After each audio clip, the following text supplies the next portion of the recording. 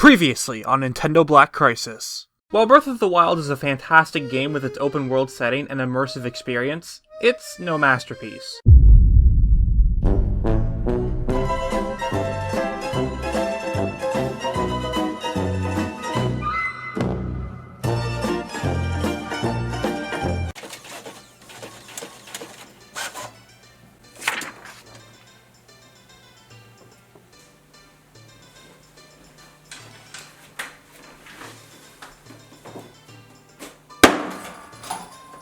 Let's see here.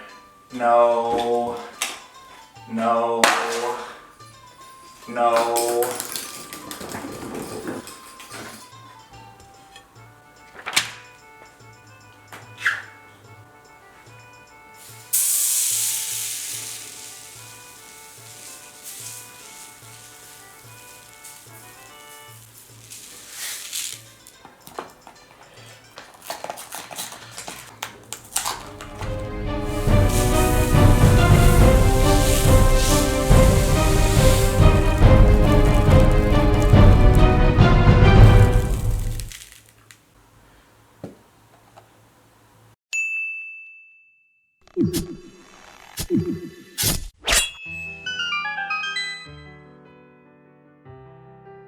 This has been a video I've planned on making for quite a while. As you know, over 1 year ago, Breath of the Wild was released and received endless praise from critics and fans alike. Its open world setting and straying from the normal Zelda formula created what many consider a masterpiece of the game. While it had many delays, it was worth it in the end as it won the Game of the Year award for 2017. With the game getting plenty of perfect scores from people, it's no surprise that many would believe it to be a masterpiece. As you could have probably seen from the title, I'm of the minority that thinks that its flaws make it come short of a masterpiece. To quote my old self, while Breath of the Wild is a fantastic game with its open world setting and immersive experience, it's no masterpiece. Now, I personally don't think that masterpiece and perfection equate to the same thing. In my eyes, there cannot be a perfect game. Even if someone rates something a 10 out of 10, there most likely are small flaws that can technically be improved to better the gaming experience. But as for my opinion, and yes, opinion, Breath of the Wild isn't a masterpiece, and definitely not a perfect game. And I have several reasons as to why I believe this. And while I shouldn't have to say this, I'll do it to appease people who love this game to death. It's perfectly fine if you guys think Breath of the Wild is a masterpiece. I just have a different opinion on the matter, but mine shouldn't be looked at as fact. That also applies to the few fanboys who have probably already disliked this video and left without actually watching it. But the way I see it, if people are allowed to praise a game, others have the right to criticize it. We good? No!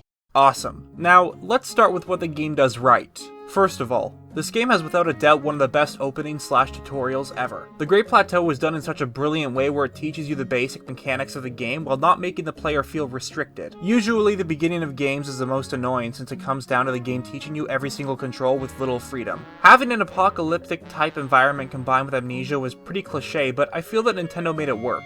It made sense to have the environment designed like that since having a huge world with many towns would be painful for the developers. Since the player is given the freedom of entering houses, it would have been very difficult to have a ton of villages in the area. And if it was done, they would most likely have to reuse similar town designs, which would get very boring. Having a limited amount of settlements made each location a lot more memorable in my opinion. Combat and enemy AI in this game was amazing, and while many people don't like the weapon breaking system, I greatly enjoyed it since it added strategy to the fights. You couldn't just spam the Master Sword without ever switching to other weapons, although there are a lot of better ones to go with. I honestly wouldn't have changed anything about it. Many people think it would have been better to add a bit more durability to the weapons, but honestly there are so many that I don't see why that should happen. But props to Nintendo for all those small details in the game, even when you simply kill an animal and it drops frozen meat in an icy region compared to the regular drop. It's small things like that which really sell the game for me. While you could see them as just reskins for the 4 main weapon types, there was enough variety to keep me happy. It was always exciting to find a new sword or bow to use. The paraglider was definitely the best thing about the game for me. I don't know what it is, but whenever there is an ability to fly in a game, I get very excited. Runes were also nice to get at the beginning of the game,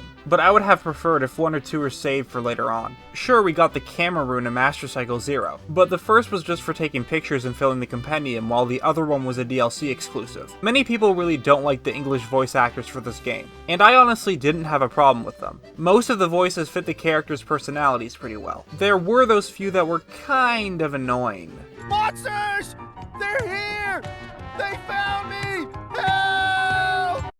There's probably a few other things that I missed, but overall it is a fantastic game. Now it's that moment you have all been waiting for. Let's talk about well, to be more specific, my issues with the game.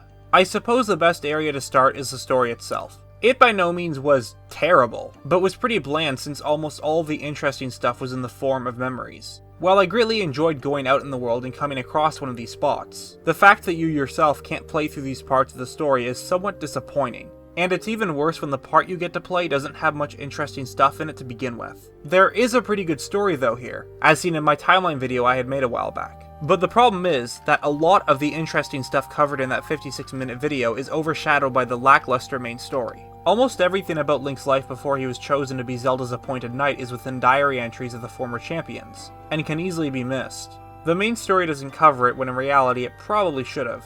And while the game mentions Zelda's mother in memories, you don't know what her story is until you read the king's diary mentioning her sudden death. And to go even further, it isn't even explained how she died when it would have made the game's story a whole lot better. For example, as Link you could have done a side quest where you solve the mystery of why she died a long time ago. Maybe the Yiga clan had her assassinated or something. So the story is in no way awful. It could have just done a lot more, mainly for the time that you play. But if there was one thing I would say is awful, it would be the side quests. Only a few stand out as being very enjoyable, like rebuilding Terrytown, finding the Royal White Stallion, and a few others. But there are a few big issues with the ones in this game. First of all, there are many side quests that fall in that trap of being boring fetch quests. There are some that make up for it since the rewards are actually good. The best example is the priceless maracas, where completing it allows you to trade Korok seeds for an increase in inventory space. But many of the other ones are boring fetch quests with extremely disappointing rewards. To further explain what I mean, in Kakariko Village you do a side quest where you have to find a specific ingredient to give to Coco for cooking. Here's the problem though, there are 4 of these side quests. Instead of just having one, you need to do the same styled quest 4 times and they all count as separate side quests. Considering there are only 76 in the game, the fact that 4 of them are just the same recycled mission is extremely underwhelming. And the other problem with these quests, which I briefly mentioned in a previous statement, is the rewards.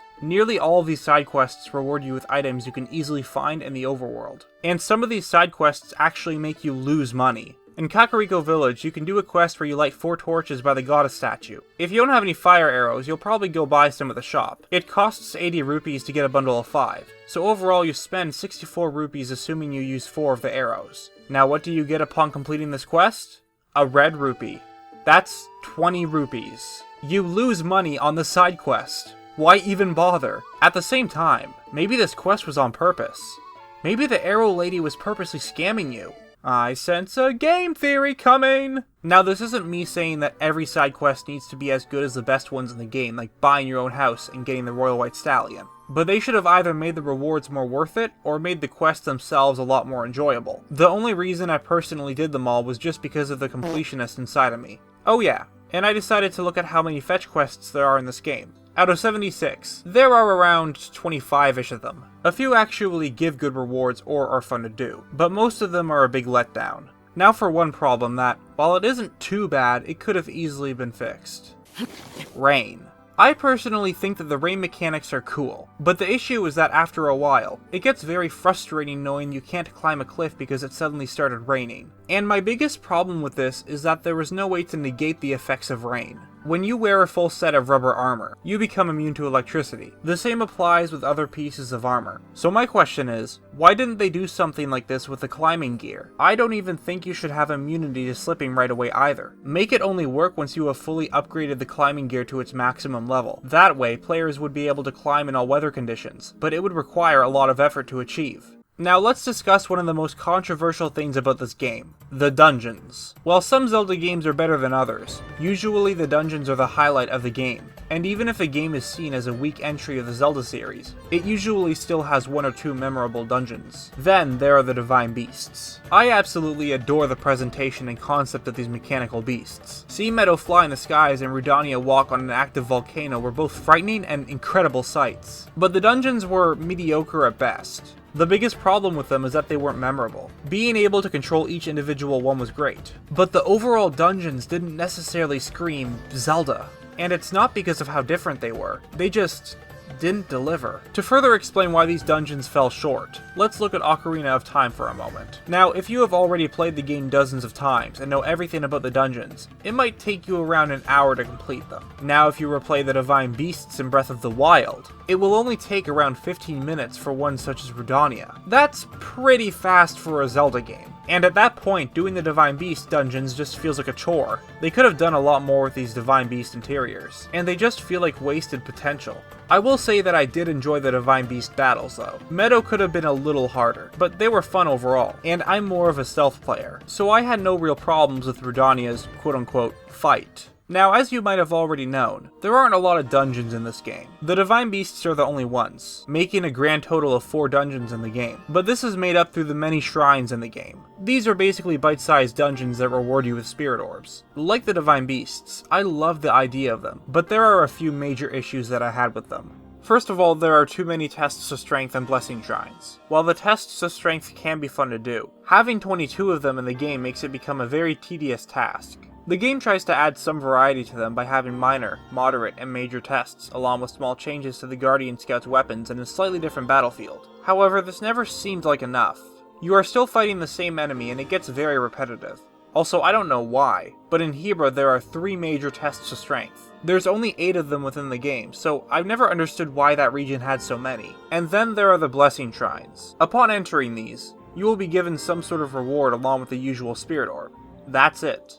Now, these usually come from shrine quests, which you could make the argument that the puzzle was in unlocking the shrine to begin with. And that's true, but there are 26 blessing shrines in the game. That's an awful lot of them. At best, I feel that there should have only been around 10 of these blessing shrines in the game. Some of the quests, like Stranded on Eventide and the 7 Heroines, work well with having blessing shrines, as they do present challenges to the player. But for the most part, I was disappointed when I had completed a shrine quest only to be given a free spirit orb. It feels very unsatisfying. Luckily, the Champion's Ballad didn't go down this route. I completed the challenges to unlock the shrines and was pleasantly surprised when none of them were blessings. It was a shame that they didn't follow this formula with the main game's shrines. At the very least though, there are a total of 42 shrine quests in the game, so it's nice to know that not all of them were just blessing shrines. However, the biggest problem is when you take all of the already mentioned tests of strength and blessing shrines and add them together. Of all the shrines in the game, Breath of the Wild has 48 that do not have puzzles. That is 40% of all the shrines, which means a bit over half of them are actually filled with puzzles.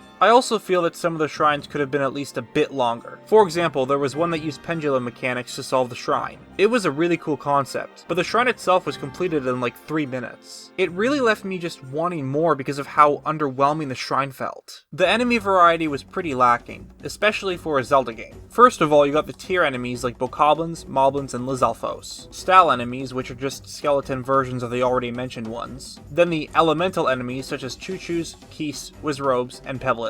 Of course I missed some, but they also suffer from the same recycled issues. Lynels just have different tiers, Octoroks have slightly different camouflage, not only are Lizalfos tier enemies, but they also have different elemental types, and finally the cursed enemies are just floating heads of the style enemies. If you took this all into consideration, there really only is around 22 different enemies, and that counts both the style and cursed enemies as different compared to the Bokoblins, Moblins, and Lizalfos. I don't think the variety is bad per se, but there are many other enemies they could have used instead of just making different versions of the same one. There are 10 different versions of Lizalfos, and that includes the golden one found only in Master Mode. What I do think is bad though are the mini-bosses. This doesn't include Lynels as they aren't really treated as mini-bosses in the game, but fighting Hinoxes starts to get old, especially when they fall into the trap of having 3 different tiers as well as a style version. The Stone Talus also suffers from this, as there are elemental versions along with a regular, luminous, and rare version. We definitely needed more mini-bosses, and they could have even been attached to 1 or 2 side quests to make things more interesting. The only one I don't have a problem with is Molduga, as fighting them never gets old. Yes, there is a better tier version in the Champion's Ballad DLC, but I had no problem with that since it was a pretty good challenge. Bosses in this game could have also been done better. I personally didn't mind the Blights, but the only one that was memorable for me was Thunderblight because of its difficulty compared to the others. I feel like in order to fix this problem, the bosses either had to be made more difficult or just redesigned.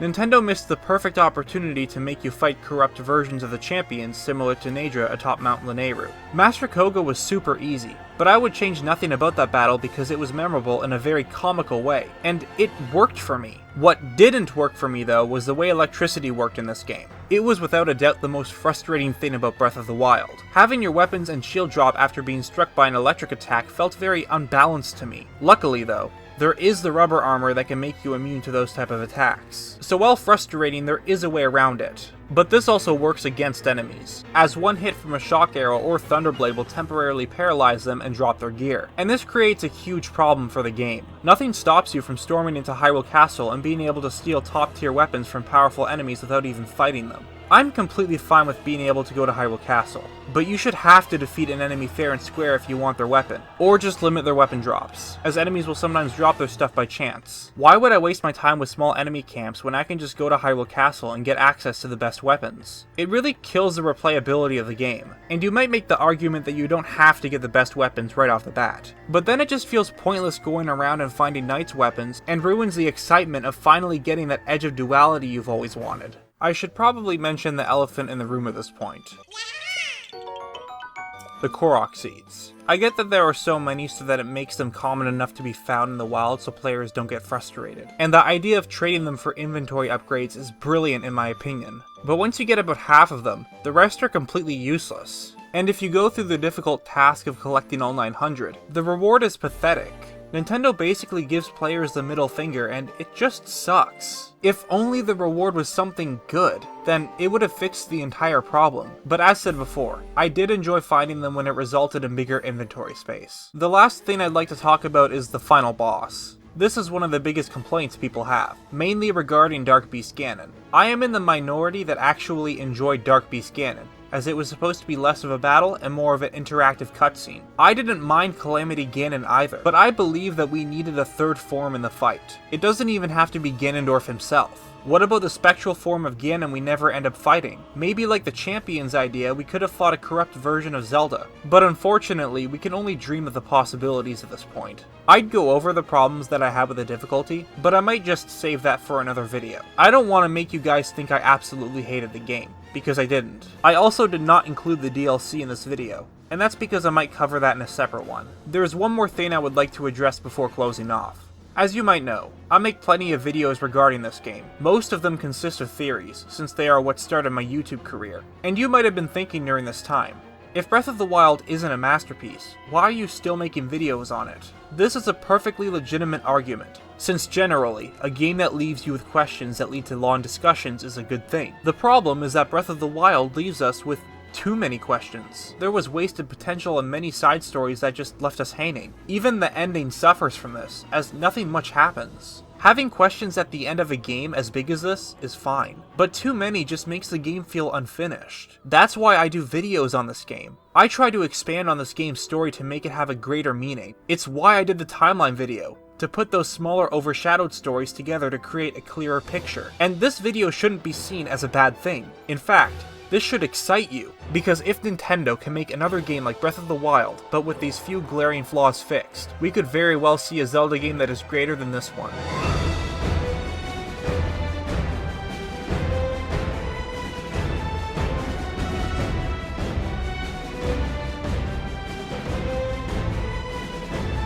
With all that said, there are many great things about this game and I've only briefly gone over them. So to follow up on this video, I do plan on making one talking about everything Breath of the Wild did right.